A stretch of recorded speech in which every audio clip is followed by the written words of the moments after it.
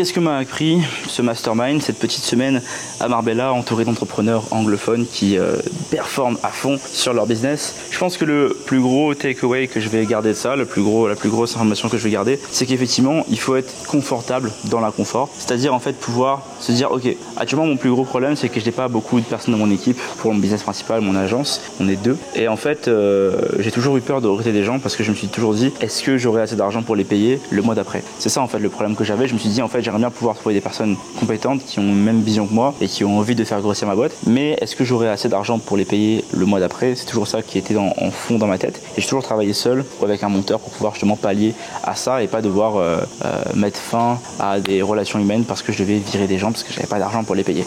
Et en fait, le problème, c'est que c'est ça. Ça bloque la croissance parce que je peux pas inventer des nouvelles heures dans mon quotidien. Il faut bien que je recrute des gens pour pouvoir créer du temps en plus pour aider la croissance de ma boîte. Donc là, en fait, la notion qu'il faut que je comprenne, c'est que je dois être confortable sur le fait que, ok, je vais recruter des gens, ok, ça fera moins d'argent disponible pour le business, mais il va falloir trouver un moyen de quand même les payer. Et en fait, ça va pouvoir me forcer à trouver des solutions pour pouvoir augmenter la taille de mon équipe. Deuxième takeaway que je retire de ça, c'est que je fais pas assez de volume. Vraiment, j'entends des gars ici, ils envoient 900 messages par jour à des nouvelles personnes pour trouver des partenaires ou des entreprises à qui vendent leurs services. 900 messages par jour.